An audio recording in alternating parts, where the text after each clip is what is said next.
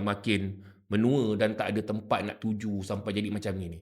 Kita secara jelas dah menuju kepada populasi negara tua, kan? Dengan kurangnya reproductivity di kalangan generasi sekarang, dan kita tak ada ketersediaan geriatrik, iaitu penjagaan dan kesejahteraan orang tua yang mampan dan efisien lah untuk pada masa sekarang. Dengan tengok pada keadaan dan statistik yang dah kita tolong dan kita bantu. So benda ni agak merisaukan lah. Kan? Walaupun ada, betul akan ada cakap-cakap yang kata swasta kan ada, sebab itulah pentingnya saving apa-apa semua. Banyak requirement di pihak swasta yang kadang-kala tak fit untuk orang tu. Contohnya saya telefon satu Hmm. swasta, pusat jagaan swasta ya. Hmm. Dia punya requirement, okey, berat tak boleh melebihi 90 kilogram. Berat tak boleh melebihi 90 Tak kilogram? boleh melebihi 90 kilogram. Lepas tu kalau boleh bergerak sendiri itu bagus. Kalau yang bedridden dia tak ambil. Kalau yang kena cuci-cuci luka semua tu pun tengok dulu. So requirement tu sakit orang-orang tua ni kan pelbagai.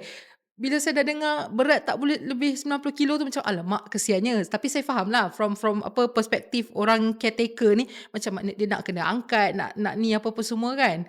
Tapi itulah, bukan semua kes tu boleh kita macam okey, kita tak kurang fasiliti geriatrik di pihak kerajaan, so kita boleh bagi kat swasta. Tak ada satu saiz yang tepat untuk setiap ukuran kes. Dia macam tu. Okey. Zam. Apa dia, Zam? Kita dah turun, Zam. Dah ramai kes orang tua ni, Zam. Apa sedang terjadi, Zam? Perkara ini, Hmm? secara saya rasa jujur pada diri saya, benda ni akan berterusan bang. Benda ni tetap akan ada. Benda tu akan berlaku selagi wujudnya manusia dekat muka bumi ni. Berkenaan dengan menua, orang tua yang kurang upaya.